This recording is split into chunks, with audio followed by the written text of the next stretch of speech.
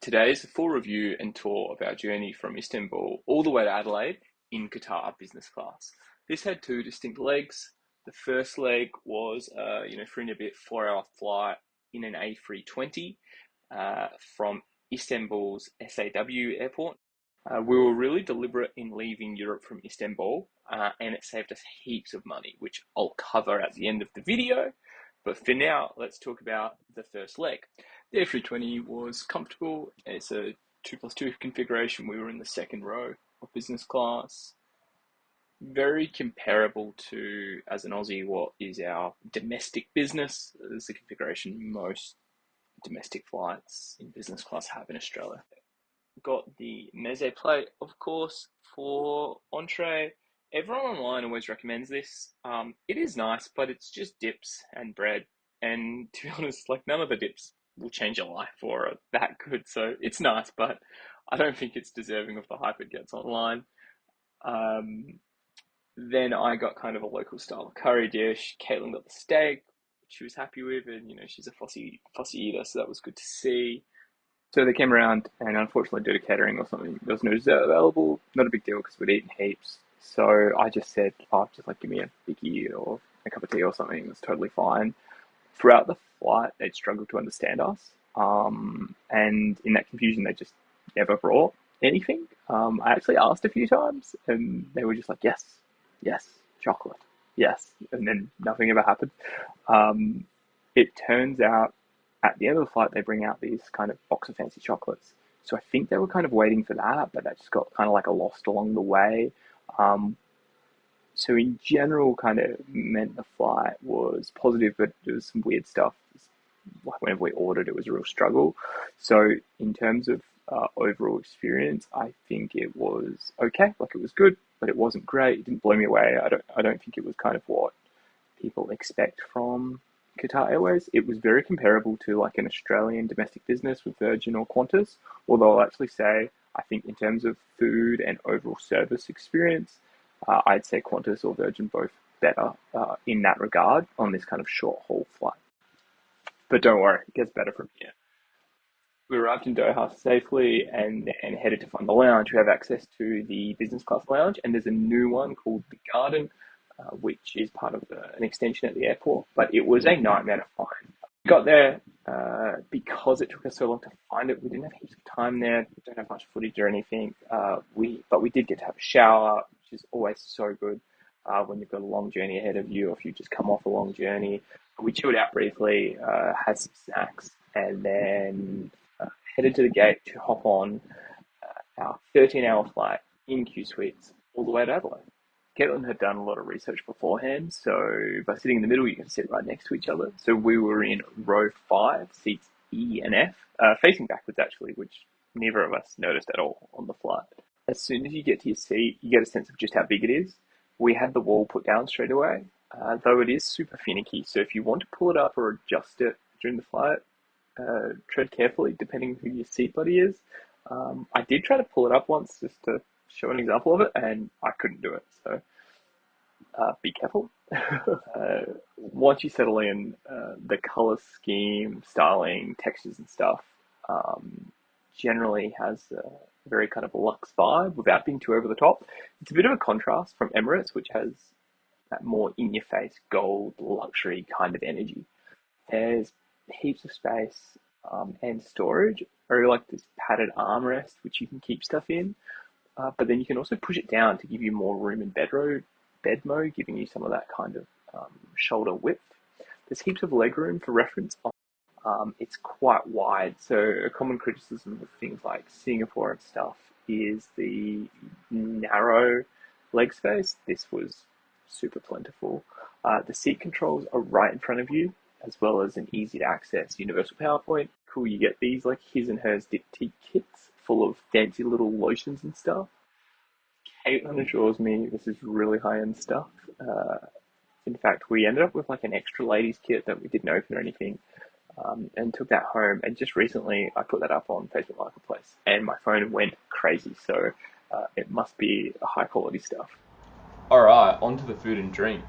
First up, there's a huge selection of wines. Of course, my home state of South Australia is well represented, quite proud of that.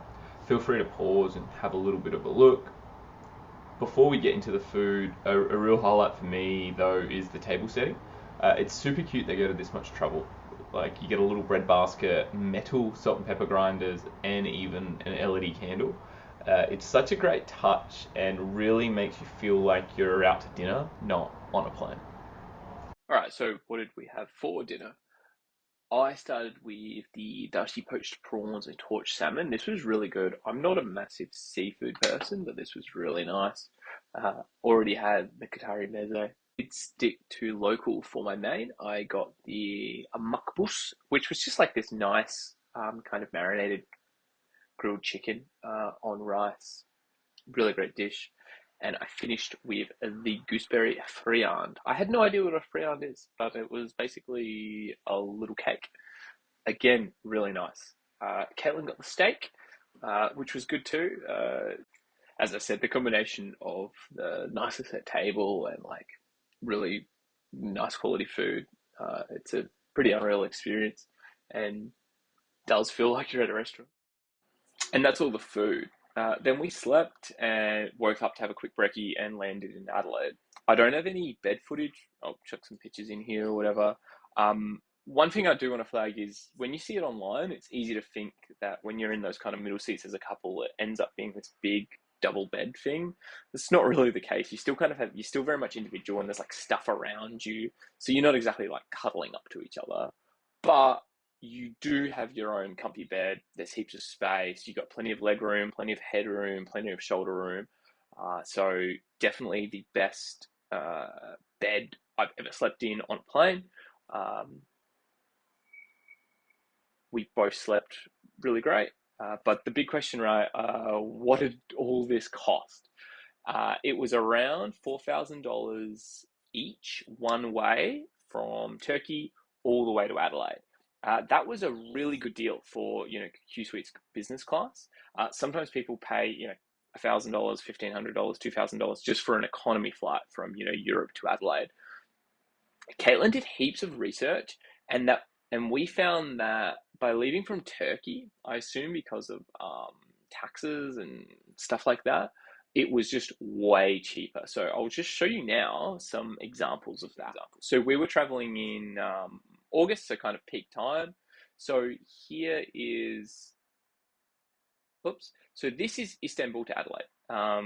And you can see I've got this business class for one person, one way, with one stop or fewer. Sometimes you get cheap flights if you're like stuck somewhere for 24 hours or something like that. So you can see the absolute cheapest is this Turkish Airways one. Obviously, that's not QSuites, and Turkish and Malaysian Airlines a bit cheaper, but not kind of on par with Qatar. And you can see it's quite a long flight. You got a really long stopover in Kuala Lumpur. So you can see here, this is, I think, like the actual flight we were on. That one in Istanbul, all with a stop in Doha, all the way to Adelaide, and that's 4,600. Now this is for this year. We went last year in August, so I think it's a bit more expensive now. We paid closer to that $4,000 mark. So this is Istanbul to Adelaide. Now, if I go here, you see these same flights, way more expensive when you're leaving from London. So this is a $2,000, $2,200 price difference for the exact same flight. This one's even more expensive. So that's a practical example. I know a lot of people leaving Australia, going back and forth with Europe, end up going via London. I think London is the most expensive, I think because of UK taxes there. Here's another example, Munich. So if we left from Munich, $5,000. So $1,500 saving there. And then another example, a place often people travel to and from, Rome. If we left from Rome, again, exact same kind of flight, but $5,000. So yeah, that's kind of my hack, is leave from Istanbul. We actually, even when we account for the flight from wherever we were, I think Italy at the time, to Istanbul, because it's kind of in Europe, you can get really cheap flights, especially if you're willing to go like Ryanair or something. So that didn't cost us much. Accommodation in Istanbul was quite cheap. We were staying in a cool spot and it was really cheap, and food's incredible. So, for the price difference, so, if we compare it to Munich, we paid about 4,000, so, $1,000 price saving. like that easily covers a couple of days in Istanbul having a really good time, with some change left over. So, yeah, pretty unbeatable in terms of doing that. It was like a really good hack. The only downside is the lounge in Istanbul sucked. Outside of that, it was great to kind of see that city, and we had a really nice time there. I'll chuck up some photos of that.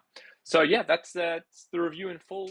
Look, a business class flight is never cheap, by any means, so it's hard to say, oh, is it good value? But I think when you consider the experience, it was particularly that second leg, from Doha to Adelaide. We both got home feeling really refreshed. We had a good night's sleep. We ate some great food. We had good service. It was just such a cool experience. So, my conclusion is, if you can swing it, and like I was obviously not easy to financially, it is 100% worth it for sure. Especially, when you take it all into account, it was, you're spending 24 hours through that whole thing. So it's 24 hours of your life. It's a lot of money for 24 hours of your life, but we had a really good time. So we'd strongly recommend it.